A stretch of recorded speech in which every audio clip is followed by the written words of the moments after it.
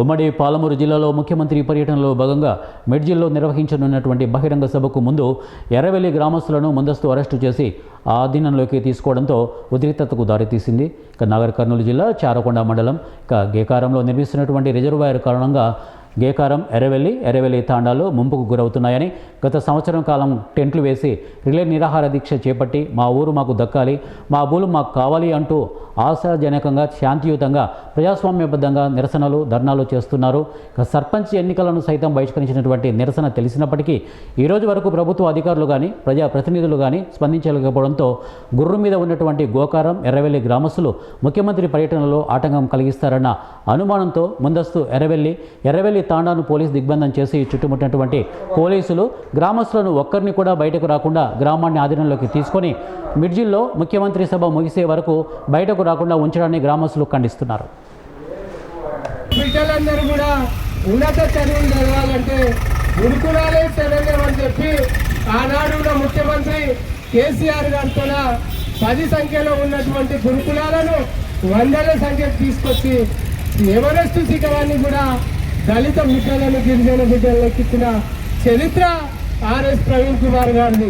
నీలాంటి దొంగలకు ఎట్లా అర్థమవుతుందయ్యా ఆయన సేవలు? నేను నిజంగా కూడా క్రైమ్ అంటే ఏందో క్షుణ్ణంగా చట్టం తెలిసిన వ్యక్తి, ఓ పార్టీ ప్రధాన కార్యదర్శిగా ఉండి ఇవాళ మన దొంగతనాలు దోపిడీతనాలను బయట పెడతాడనే దురుద్దేశంతోనే కేవలం ఆయన రక్షణను వెనక్కి తీసుకోవడానికి కారణం, ఆయన భద్రతను వెనక్కి తీసుకోవడానికి కారణం, తనను అంతం చేయడానికి ఈ కాంగ్రెస్ గూండాలు పసిగట్టుకొని ఆర్ఎస్ ప్రవీణ్ కుమార్ గారిని అంతం చేయాలని చెప్పి ఈ రక్షణ వ్యవస్థను వెనక్కి తీసుకున్నారు. బిడ్డ, ఈ తెలంగాణ సమాజం మొత్తం కూడా గిరిజన హరిజన బిడ్డల మధ్య ఏకమైతే మేము ఉత్సవస్తే కొట్టుకపోతాం. నా కొడుకులారా, మా నాయకుడి మీద చేసిన మా నాయకుడి మీద ఎలాంటి సంఘటన జరిగినా మీ తోలు ముడతారు బిడ్డ అని చెప్పి ఈ సందర్భంగా తెలియజేస్తున్నాం.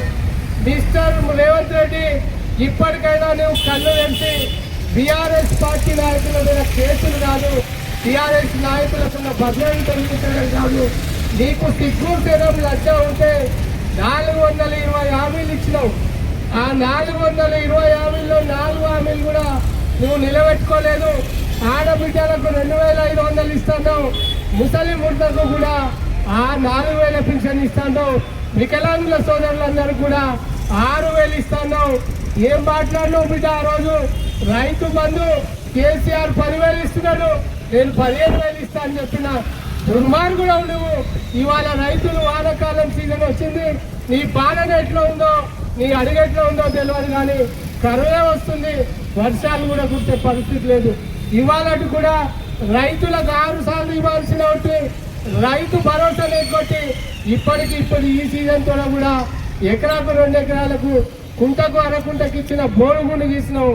నువ్వు ఇవాళ కూడా రైతులను మోసం చేసినావు. నీకు దమ్ముంటే, నీకు నిజంగా లజ్జ ఉంటే రైతులకు ఇచ్చిన హామీలను నెరవేర్చు, ఆడబిడ్డలకు ఇచ్చిన హామీలను నెరవేర్చు, వికలాంగులకు ఇచ్చిన హామీలను నెరవేర్చు. రైతు భరోసా, రైతు బీమా ఎటుపోయింది?